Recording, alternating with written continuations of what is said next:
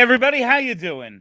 Well, that's good. Welcome to PHLY Flyers Pregame, presented by Bet365. Download the Bet365 app. Use code PHLY365 when you sign up. Whatever the moment, it's never ordinary at Bet365.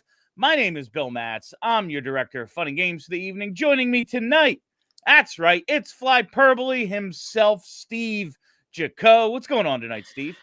Feeling good, Bill, and I don't understand what it is, but these Flyers have been taking it to the Devils this year. So for once, I'm actually looking forward to a Flyers-Devils matchup. It's shocking to think about.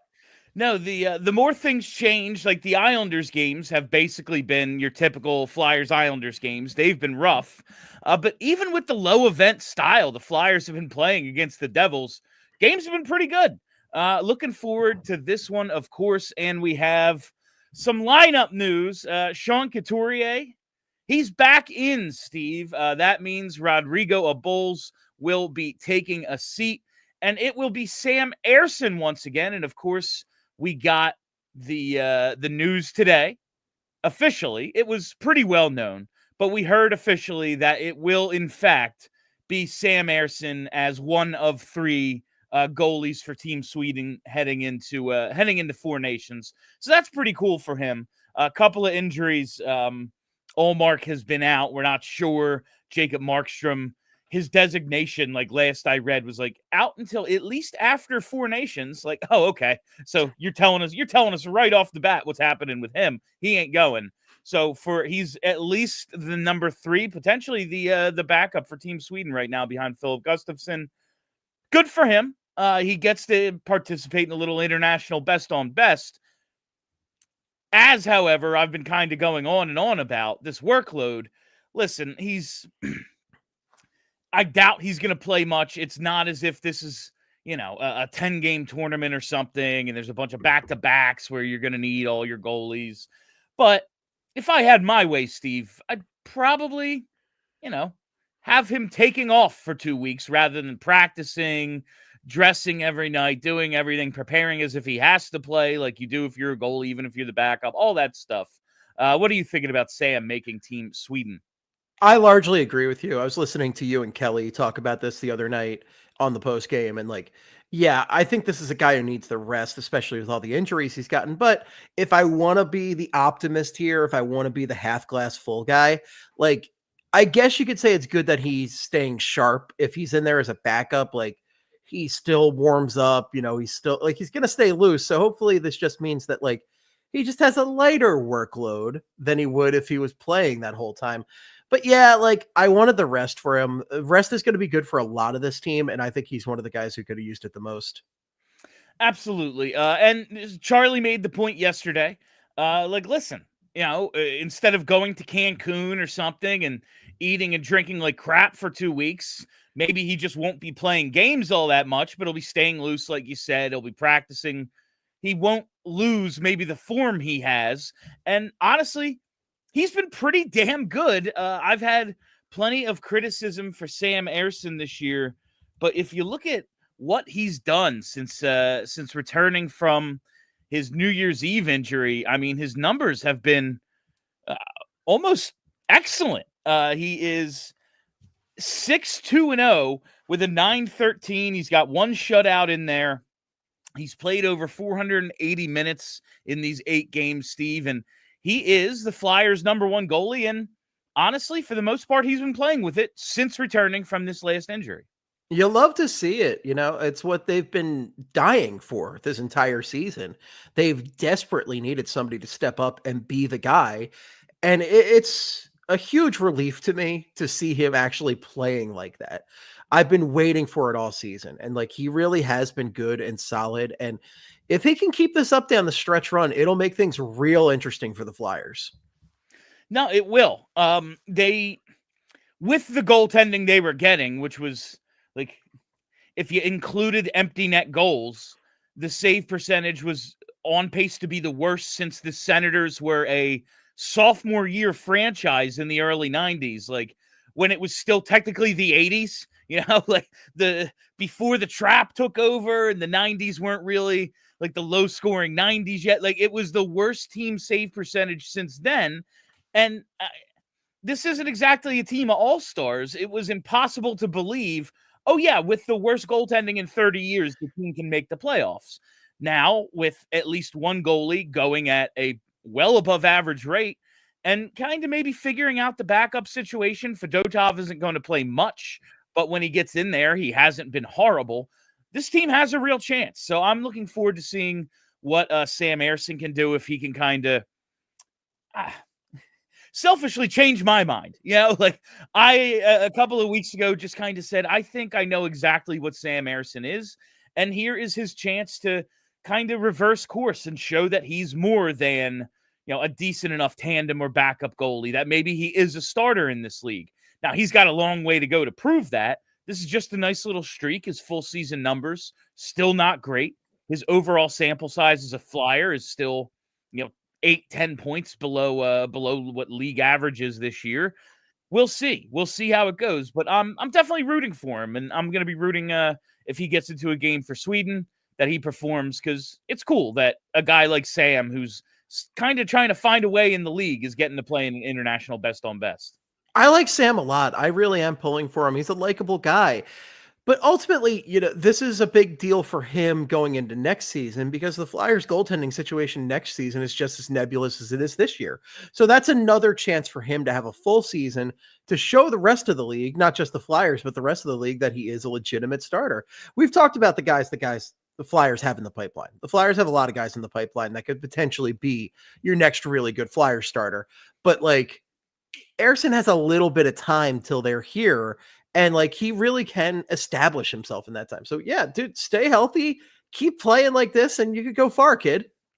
Yeah, next year, I mean, it looks like right now it'll be Ersson and Fedotov with Kolosov and Bjarnason in the AHL. You got to believe that's kind of the depth chart at this point. And from there, I mean, that Kolosov, we talked about it, I think the last time we were together, Steve, didn't exactly go great for him in his return to Lehigh Valley. No. And Bjarnason, I thought, was really impressive in rookie camp and the early part of the preseason that he was around for. So we'll see. But in terms of NHL guys, unless they actually want to go out this offseason and find a Jake Allen type, the goalie we'll probably be seeing in net for the Devils.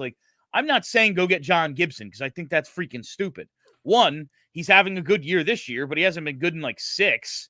And two, to what end, as Kelly would say? To what end would they be acquiring a goalie? For who? For what? Yeah, unless it's a Jake Allen type, I could absolutely see that. Like a guy who's just, you kind of know what he's going to be. He's going to be about average, and that's all you can really ask for. It's going to be Ersson and whoever, Fedotov, that sort of backup goalie. I don't know, but he has a chance to establish himself and honestly win a little bit of the fan base's confidence, because I don't think if the this year ends the way it started, there's going to be a lot of excited people renewing their season tickets going, yeah, Sam Ersson and his .885 save percentage. Can't wait for prices to be going up. Let's go. We're all about it. Yeah.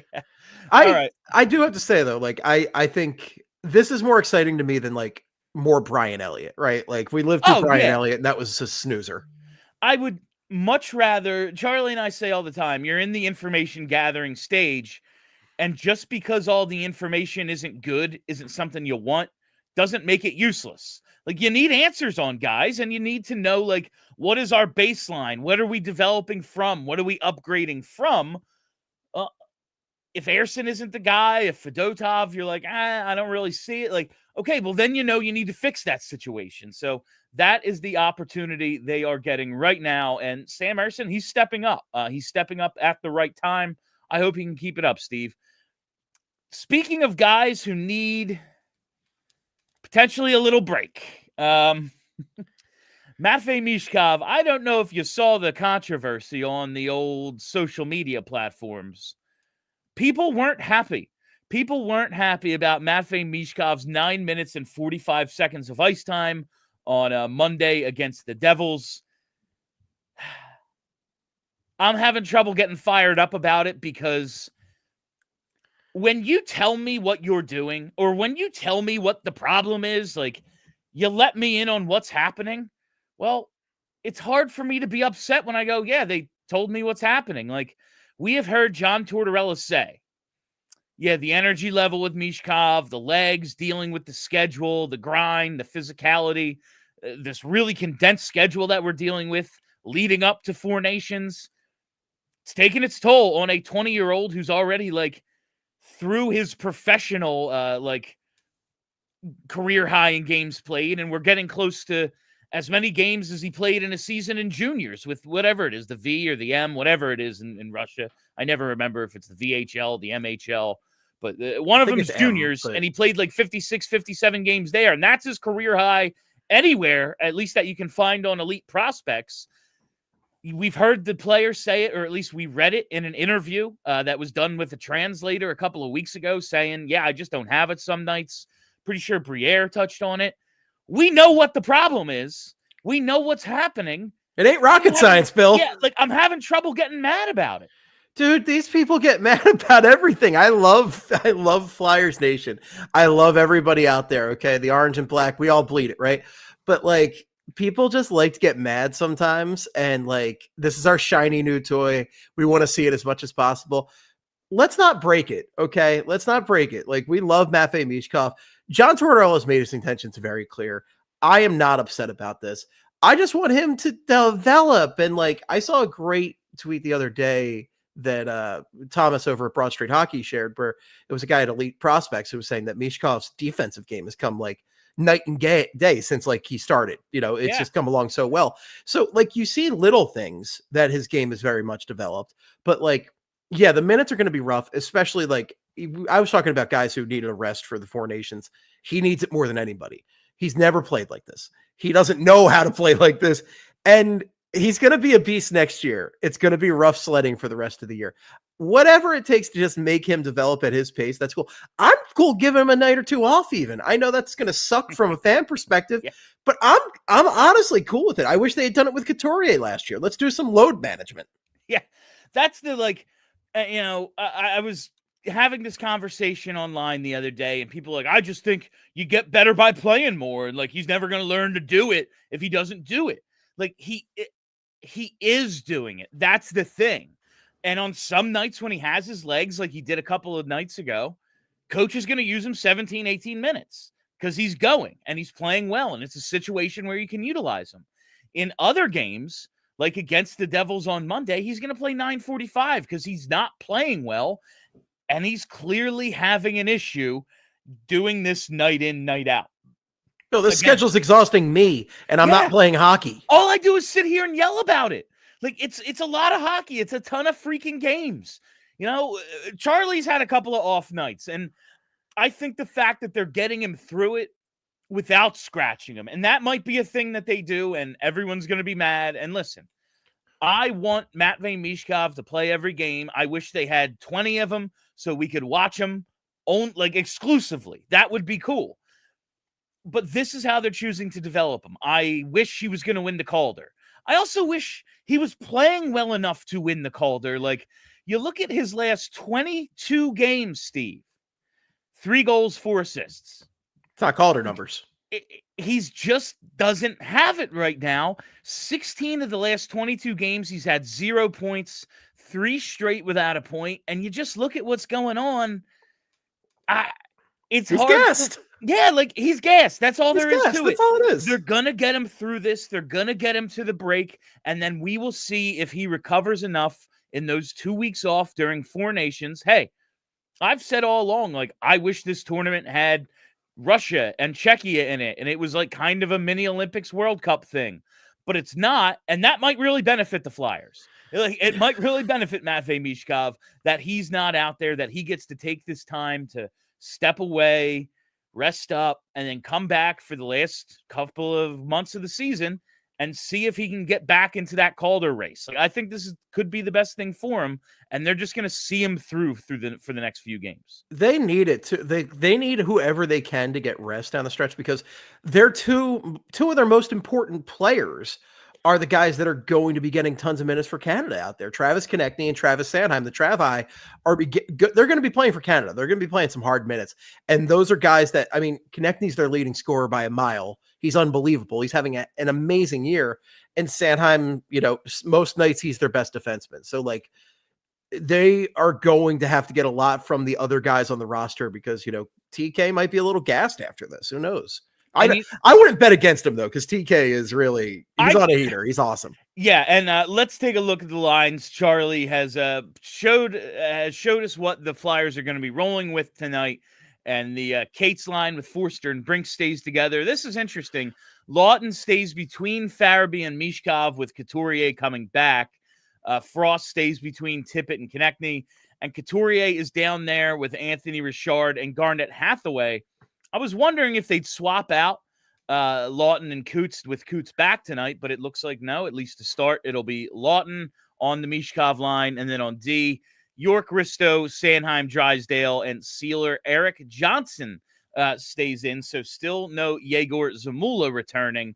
And that injury seems like it's more and more of an issue for Zamula than anyone thought. When it happened, I just kind of thought he was getting scratched. He finished that game the other night, and his second and third period weren't nearly as bad as his first when he was terrible. But, when you're that bad, I just assume, all right, you might be coming out of the lineup, but it appears like he's hurt. What do you think about Coots centering the fourth line and Lawton staying with Mish? I mean, I'm fine with it if he's coming off an injury and everything. I was liking the chemistry between Coots, Mish, and Farabee, but, Mish has played pretty well with Lawton at times, and Farabee's been better since his scratches. Yeah. And, I mean, it's fine. It's not like ideal, but I think it might be just what has to be done tonight because if Coots is not feeling well, wrap him in bubble wrap, whatever you got to do to just keep him healthy out there because he's one of those guys that he's still not ever going to be the Coots we knew pre-injury, right? But he's still a really important player for this team. And if he can play effectively in any way, you want him out there. So if we got to take it easy with him tonight, you can play with, Tony Dick over there and Garnet Hathaway, so be it. And we'll see how he gets utilized. Listen, Garnet Hathaway has been playing really well lately. We all love us some Tony Dick, but it's not as if the Michkov line has been getting a ton of time, especially the last time against this same team. So maybe it's more of a roll four lines, especially through the first two periods, and then see where we are in the third situation. We'll see how the coach chooses to utilize everyone tonight. And now it's time for the bets, Steve. That's right. This pregame pick segment is brought to you by Bet365. Use code PHLY365 when you sign up. Whatever the moment, it's never ordinary at Bet365. Must be 21 or older and physically located in Pennsylvania. If you or someone you know has a gambling problem and wants help, call or text 1-800-GAMBLER. Just one tonight. And yeah, we're going with Mish. After all of that, after talking about how gassed he is and everything, I am looking at Michkov to score. And yeah, his number has been going up a little lately. And when I start seeing Michkov at 375, it starts making me think I kind of want to bet that. But really, it's that 9:45 of ice time he played on Monday. Now, I don't believe he's upset with John Tortorella. I think he knows exactly what's going on. I think he's part of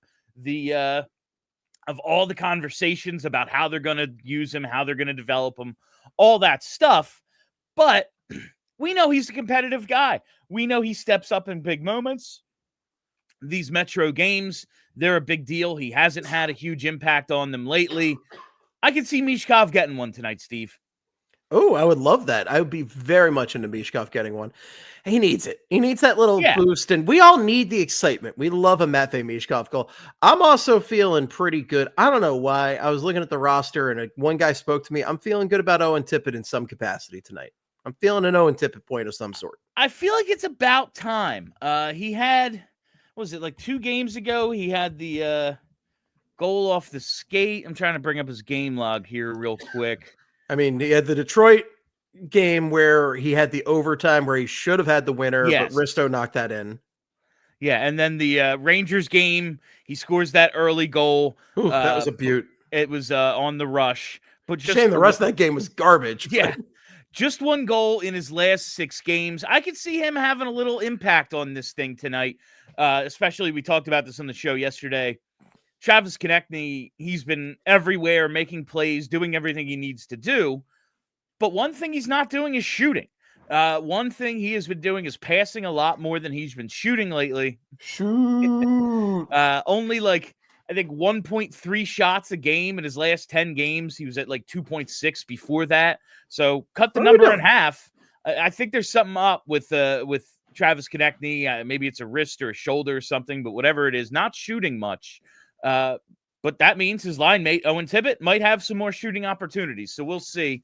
We'll see. And yeah, I just saw that comment there. Michkov will be fine. Before we wrap up that part of the convo, Steve, I see what's happening with Mish, and it's like, yeah, it's bummer. Like, I want him to win the Calder. I want him to be awesome every night. I've seen nothing that makes me worry about him long term, though. Not at all. Not remotely. I feel so confident in this kid's future. For me, it's just a matter of him catching up with the league and the Flyers surrounding him with talent to complement his skill, because that's all it is. Like, he's got moments where he's frustrated. He doesn't even look that frustrated. He could look frustrated, but he's got moments where he's making outstanding plays and people can't figure out where he's going with it. And then other times, like, yeah, dude, it's the NHL is the best hockey league in the world. Like, the speed is unbelievable. Like, one of the things I miss the Phantoms in Philadelphia, because the juxtaposition between seeing the Phantoms one night in the Spectrum and then seeing the Spectrum, I didn't even intend on that. There you go. And then seeing the Flyers in the Farg the next night, like, I think it was the FU Center at the time. It's just like stunning. Just the speed difference between the game. We're talking NHL, AHL versus like the KHL minor leagues that Michkov was playing in. Like, it is a world of difference. It cannot be underestimated how much of a grind it is, how hard it is to win at this league. It's a miracle we even got that run at the beginning of the season. He was phenomenal to start the season. Like, most of his points came at that run. I'm not worried. I feel great about him. No, that's he was through 27 games. He's a point a game player. He was on that incredible run, all the multi-point games. I'm not worried. Like, I think I've seen enough to know he's really good. It's just like you said, man, he's playing the most games he's ever played at the highest level. And let us not forget, he's 20. He doesn't speak the language. He's like, immigrating into a new country, like, can't communicate with most of his teammates. Like, there is a lot stacked up against him. And yet, basically, I think everything we've seen is positive. Yeah. He's gotten a little emotional on the bench. I think last game, Torts had to come over, just pat him on the back. We know how competitive he is. That's why we want him to be a Flyer. Yeah, optional practice the other day. He's the first one out there. He's out there 10, 20 minutes before his teammates.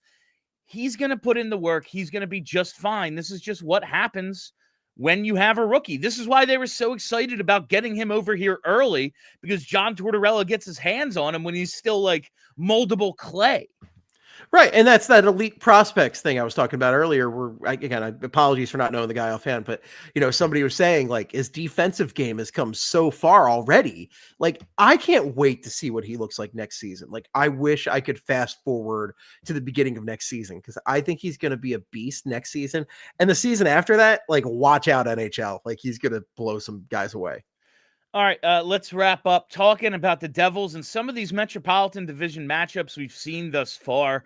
We know this is a very division-heavy part of the schedule right now, and the Flyers have held their own. You'd like to see them do a little bit better, especially considering how jumbled up the middle of the Eastern Conference is. All these Metro teams kind of fighting for a wild card spot. You would think, man, if they could be like, 5-0-1 or whatever, it would go a long way to this team making the playoffs. But as we've seen, it's they lost in a shootout to Columbus.